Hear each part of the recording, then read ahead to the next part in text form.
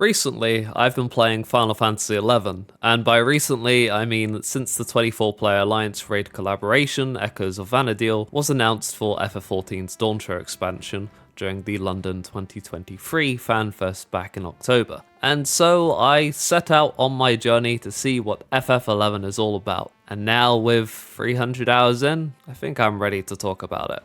I'll be tackling this video from the perspective of an FF14 veteran. I know a lot of my viewers know me for FF14, so this will be familiar for you. And I've been playing FF14 since it launched back in 2013, and I've managed to clock 22,000 hours into the game. Oh my god. Meanwhile, FF11 launched back in 2002 for the PC and PlayStation 2, which I didn't get a chance to play on launch, because I was way too young to understand this kind of stuff. This was also 2 years before the release of World of Warcraft. I'll also be playing the retail version of FF11 because I think it's worth feeling the intended experience our Lord and Saviors at Square Enix wanted for us. Anyway, the first hurdle to actually being able to play FF11 is installing FF11. Because it feels like Square Enix doesn't actually want you to play this game. Either way, you can play this game through Steam or you can buy it through their website.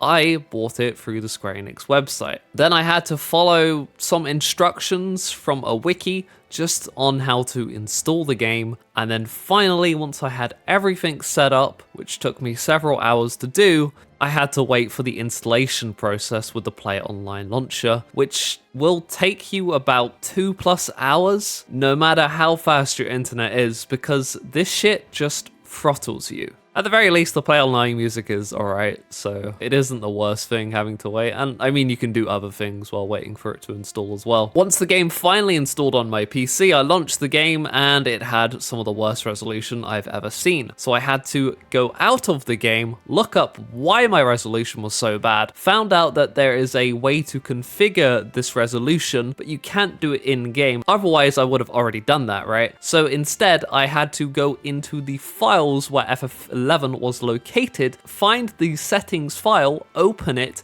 it came up with a new menu, and then had to change the resolution from there. And finally, I had the correct resolution, and FF11 actually looked pretty serviceable at that point. So now I can finally play the game. So I start the game up, and the first thing we do is make a character. So we can pick a race, and these races have the very typical Hume, which are humans, the Elven, which are elves, the Taru Taru, which are your small little shits, the Mithra, which are your catgirls, and your Gauka, which are your big buff guys. The game doesn't have aura like in FF14, so I guess I'll pick Mithra.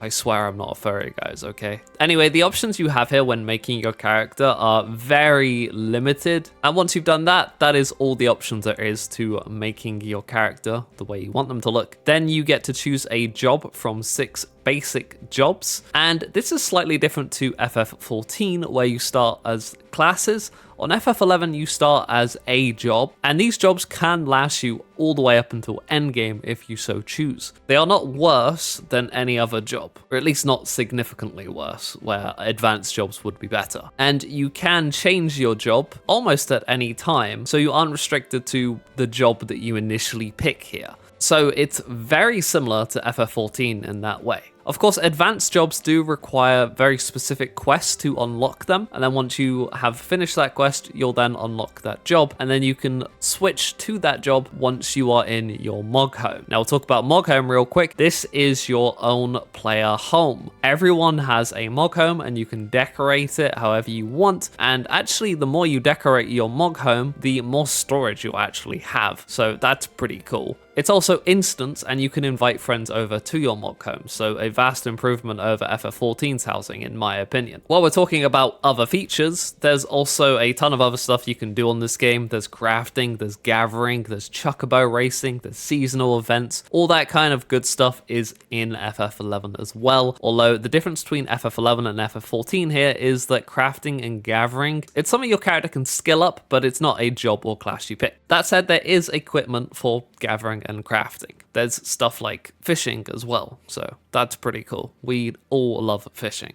And you can even form link shells with your buddies, which is basically this game's system of a guild or free company. So if you want to play with some friends and get together and do stuff, then don't worry, you can add each other as friends and you can make a link shell together as well. Anyway, with that sidetrack out of the way, let's actually talk about the start of the game. So once you've actually made your character, you are just swept into the game and you have absolutely no tutorials whatsoever. There are some quests that do teach you the ropes of playing the game, but you have to really read into everything that's being said here, and even then it isn't explained the best of ways. And the reason for this is because FF11 was a very social game back in the day, and to solve quests you would have to talk to other players and share information on how these quests were solved, or go to forums and discuss how these quests were solved. But we live in the current era of Google, and Google is amazing because Google has a wide variety of Wikipedias and other websites that will just tell you the resolution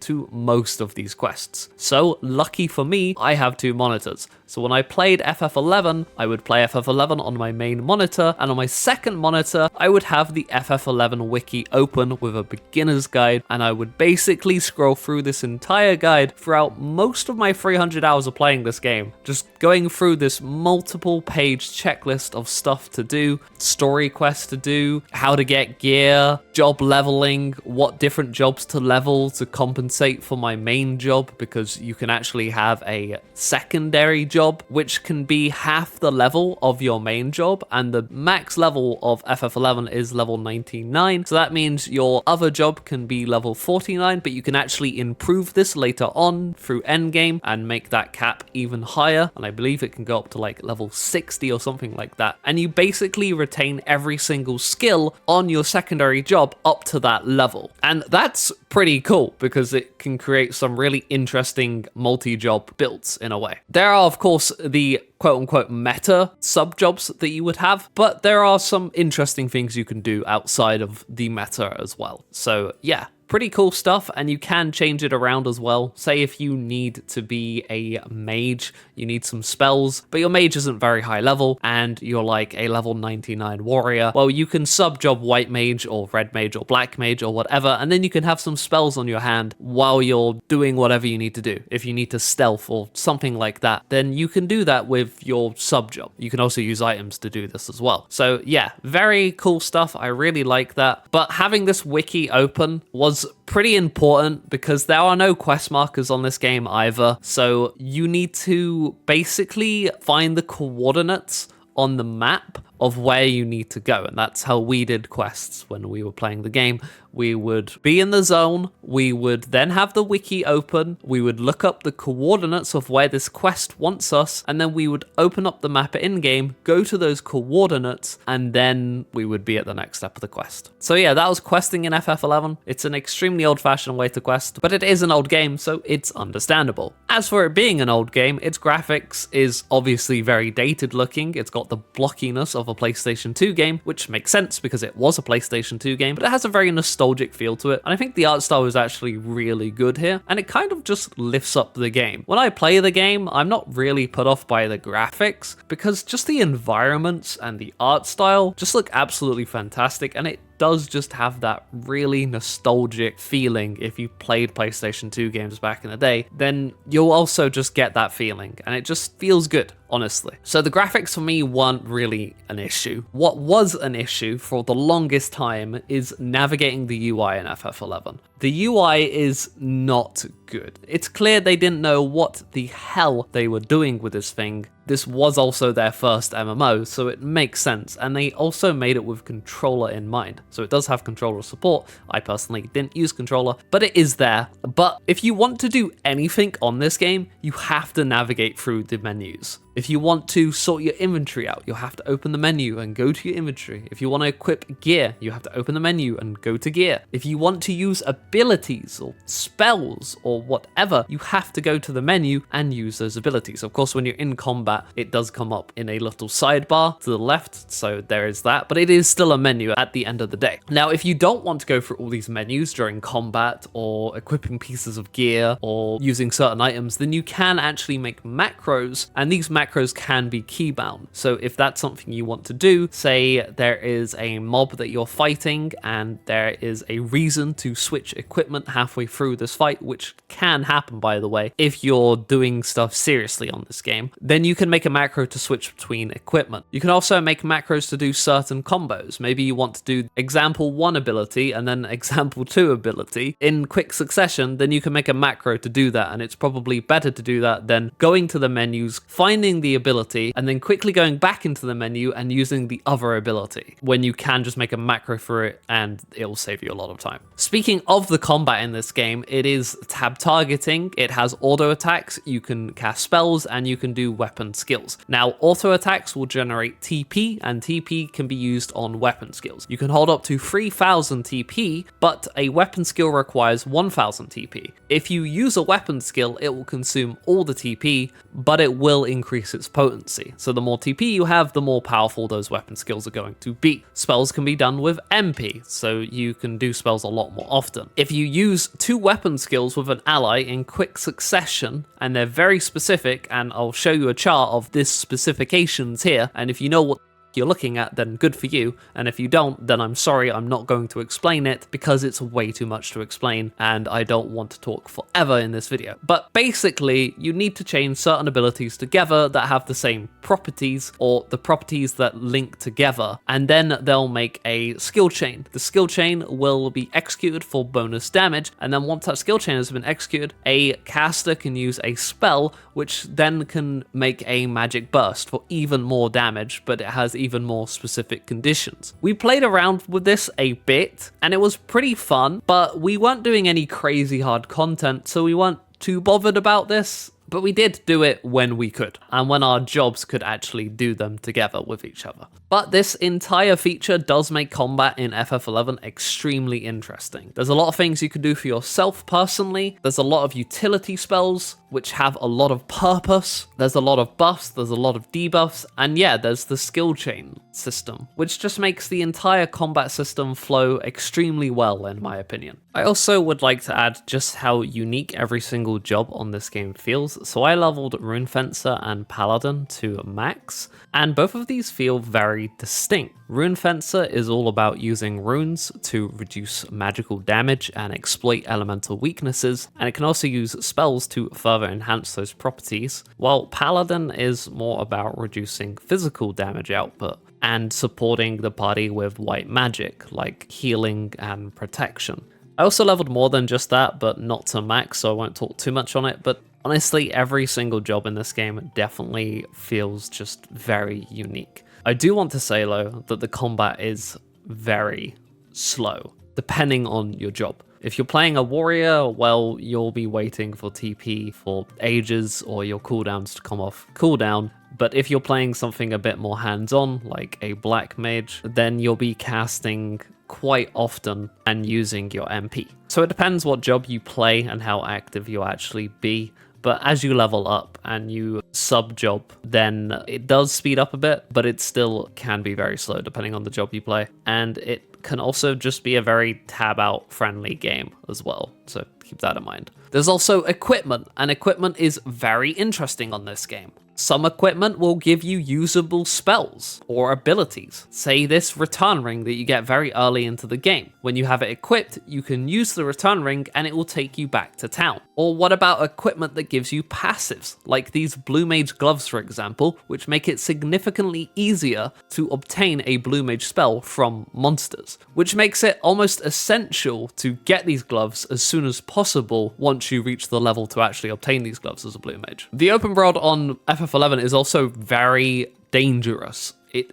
obviously encourages group play, and if you don't have people with you and you're just by yourself, you are going to be out of luck. But fortunately, FF11 did actually adopt the trust system into the game, and this system, unlike the FF14's trust system, allows you to summon trusts in the open world, and these trusts can fulfill multiple roles for you as a solo player, or if you're just 2 players or 3 players. You can have a party up to 5 or 6, I can't fully remember, but you can summon trusts to fill out the rest of your party. These trusts can tank, these trusts can do damage, these trusts can support, these trusts can heal, these trusts can simply offer passive buffs and nothing else. There's a lot these trusts can do, and they definitely make the game a lot more solo friendly, or at least a lot more friendly if you have less players. They also outclass the hell out of you early into the game, and this is also a main reason why we didn't really play around with the skill chain system too much until we got later into the game, is because it just felt kind of pointless because trust did so much damage and just outclassed us in every single way. Like, I was leveling tanks, Rune Fencer, and Paladin, but I still used the trust tank because they were just so much better than me at tanking and doing damage and healing themselves that I just auto-attacked and maybe tabbed out. And yeah, that doesn't sound like the most enjoyable experience, but once you get further into the game, they outclass you a little bit less, and you putting in some effort goes a long way.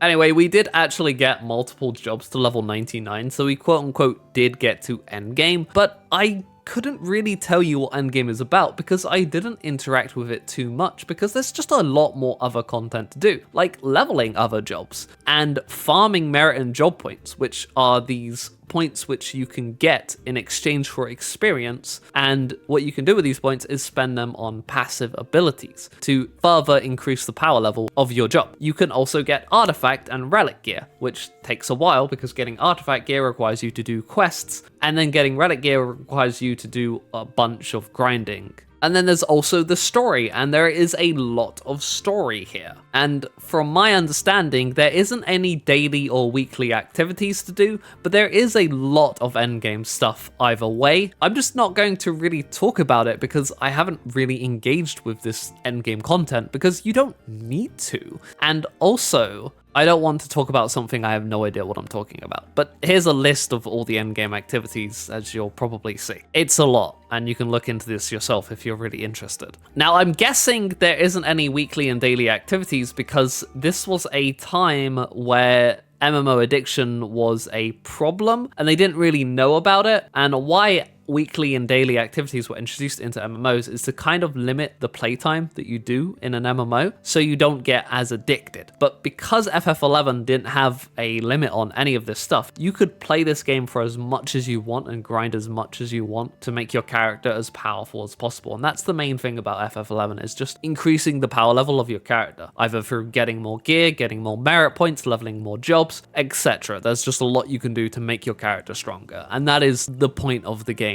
from my understanding, when it comes to endgame and being able to do more endgame activities. But for me personally, I was mostly interested in the story, because what got me interested to actually play FF11 in the first place was this FF14 24-player Alliance raid collaboration. I saw the Shadow Lord in that art, and I wanted to know more. So I played FF11. I got through the base game, which is good, but a little bit disappointing actually. But the other stories are very good, and the characters are very well written. It's all just well written, and I'm not sure what else to say. You can definitely see the influence that FF14 pulled from FF11 when you're playing through these stories, because there's a lot of similar themes here. There is no voice acting, by the way, so you have to read this yourself, but the way these characters are written gives them so much personality, and it definitely made me think, oh shit, things are getting serious, or that was pretty funny and it actually made me laugh. There's a lot of moments like that throughout the story of FF11,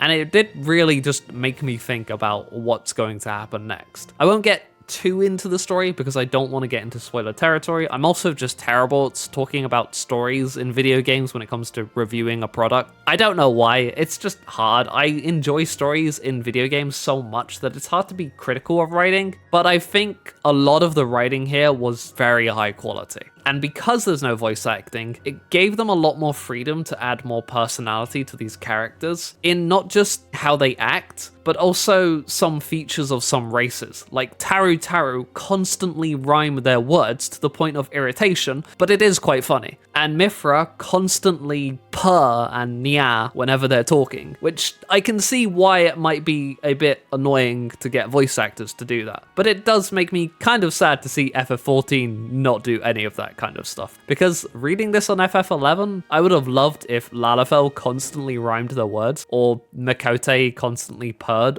and Niad when they were talking. It would be hilarious. And maybe that's why they didn't do it, because it could make the tone of the game feel bad at points. Maybe if Yustola was talking and it was a serious scene and she randomly Niad or purred, it would be a little bit off-putting, and I get it. Either way, yeah, the story is really good, and I recommend it a lot. Especially if you're getting into this because of the Alliance raid and you want to know more about the story, it's definitely worth checking out yourself just to see what it's like. I also want to add that there are multiple different stories. Some of them interconnect, some of them do not, and you can pretty much do them in any order that you want, with the exception of the interconnecting stories that require a prior story or quest within those stories to actually further do. And I think you can access these whenever you want, or at least once you finish the base game story, then you can access these quests. I'm not sure which one it is, but it's interesting that you don't need to do them in a certain order. You can literally do the expansion and the patch stories in any order that you pretty much see fit, with the few exceptions that I've already listed. So that's pretty interesting. You can look into some of these stories and see which ones you would prefer to know more about. For example, the Chains of Promethea story will probably be the most important to the FF14 raid collaboration, just from what characters they're introducing into this raid series.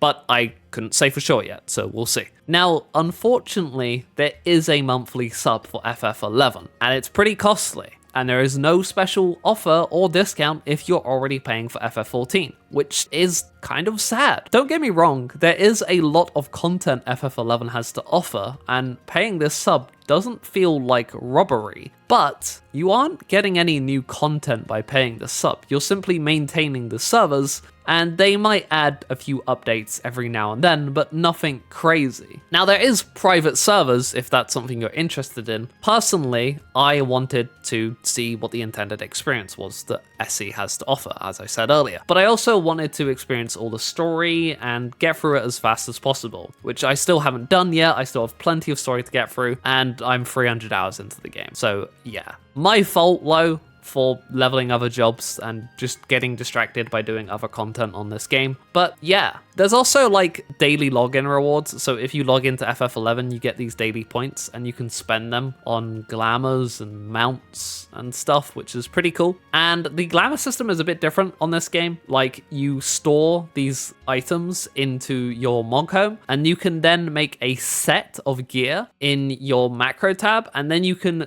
make that set of gear your appearance. It's all very convoluted way of doing glamour, but it's pretty cool. There is a lot of nice glamours in this game, in my opinion, if you can get behind the dated graphics, of course. But yeah, I've been really enjoying my time with FF11. I've took a little bit of a break from the game recently, but I really wanted to get this video out before the Alliance raid for FF14 comes out and just get my thoughts out there. So yeah, I've been playing FF11. I've been enjoying it. Do I recommend it? Yes and no. It really depends. If you can get behind everything that I've said in this video, then sure. If you can't, then maybe no. It's definitely worth checking out the trial at the very least and seeing if you can get behind the game. If you have a bit of money to spare, then maybe just buy the game because it's not that expensive and you get a free month when you buy the game. And if it turns out not to be the game for you, then you can also just skip it. There are story recaps on YouTube, so if you're interested in the story, then you can look that stuff up yourself and you don't have to actually play and experience the game. I still think it's worth experiencing the game and the story for yourself, but that's just me, and I'm simply giving you some facts about the game, and if it's something that you'd be interested in. It's a very old game. It's not going to be for everyone. Not everyone's going to like this game. I completely understand that, and I get that. So yeah, that's my experience with FF11 as an FF14 player. Hopefully this video has been helpful to you or insightful or anything like that. And if it has, then make sure to leave it a like. I'd really appreciate it. And if you have anything else to add and just want to support me in the algorithm, then you can leave a comment too. And subscribe if you haven't already. And thank you to my Patreons as always. I really appreciate you guys supporting the channel. And thank you for watching. I appreciate your time. And I'll see you in the next one. So take it easy and goodbye.